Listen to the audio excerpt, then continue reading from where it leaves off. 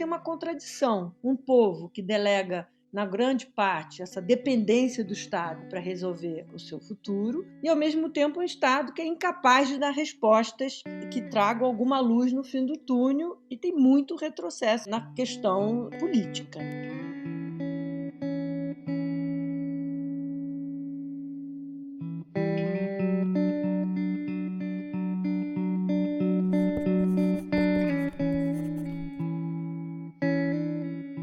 Se você olhar o filme é bom.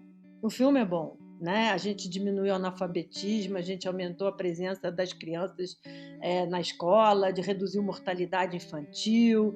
Então, assim, as mulheres estão participando mais, a questão da diversidade está sendo melhor atendida pela sociedade. Mas a foto não me agrada, porque a gente tem, de novo, recorrente, acho que uma coisa ruim na política brasileira e na sociedade brasileira, é a escolha de líderes populistas. E isso é muito grave para mim. Para mim, isso é um retrocesso dentro da democracia brasileira. Você tem essa discussão da nova política, né, de uma coisa de renovação, e quando a gente vê, é um retrocesso. Né? É as mesmas práticas, desmonte dos combates à corrupção, acordos com políticos que já tiveram toda essa carreira questionada no judiciário. Veja um presidente que, mais uma vez, comete um estelionato eleitoral grave, principalmente na economia, né? Que veio com fiador em nome das políticas liberais, e o que você tem hoje no Ministério da Economia é uma falta de coordenação, é falta de gestão.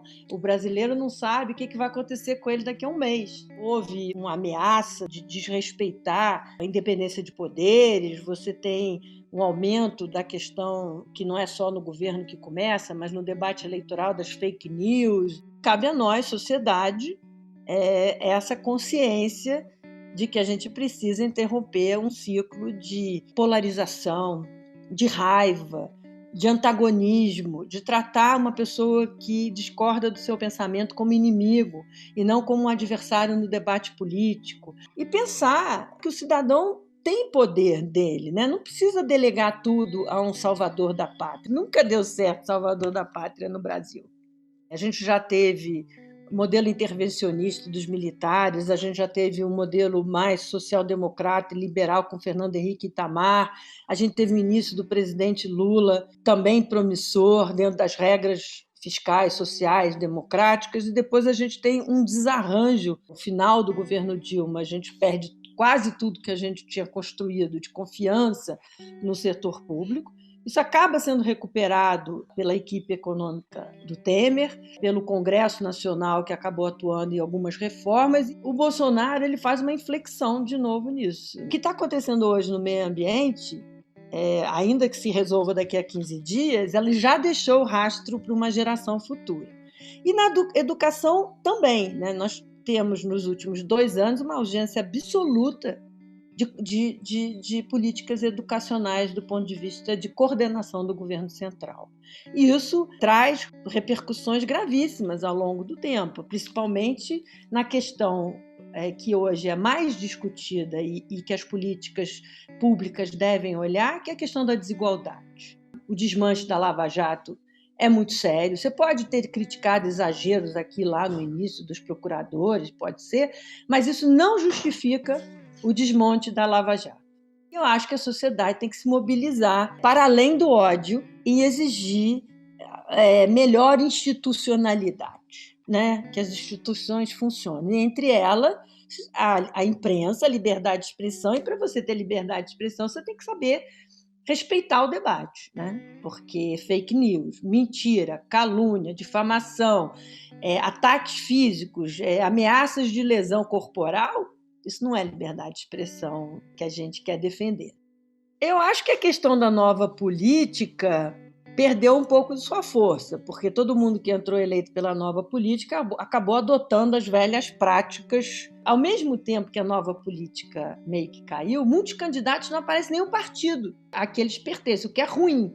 Eu acho que a gente não pode desvalorizar a representação política e partidária. Se você não gosta de partidos, você tem que criticar os partidos e não simplesmente abandonar. A gente tem que começar a olhar tanto as eleições desse ano como as eleições de 2022, buscando um centro radical, um centro de ideias democráticas, um centro de respeito à sociedade, de respeito ao debate, de respeito à diversidade. Acho que, infelizmente, a gente não vai sair de um voto do pastor, do amigo, me arranja aí na última hora um número de vereador. As pessoas ainda não se conscientizaram da importância de votar na Câmara de Vereadores, porque é ali que se começa a política, né? É ali que a juventude entra, que você vai formando. Mas a gente tem que entender que você não consegue renovação se você não renovar a forma como os partidos políticos apoiam os seus candidatos. Quando você não tiver uma democracia interna dentro dos partidos, também fica difícil você abrir espaço para a renovação, né? Então, nesses partidos mais tradicionais, acaba vindo as mesmas características de um voto de cabresto. Por isso que eu sou contra o voto obrigatório. Quando você fala que tem que ser ético, competente, isso é pré-requisito. Na hora de votar, ver se aquele candidato bate com o que você quer para você mesmo. Se você está votando de acordo com as suas convicções. Isso é muito importante. Valores democráticos, né? O respeito à diversidade. Um político que, depois que ganhar, governe para todos e não só para o seu nicho eleitoral. Mas o eleitor tem que pensar antes, o que eu quero? Né? Em vez de pedir, me dá uma dica, assim, você me dá uma dica, mas por que você está me dando a dica desse candidato? Por que você gosta desse candidato? Por que você está me dando esse número? E não pegar o número, levar no bolso como cola e chegar lá e aplicar o confirma.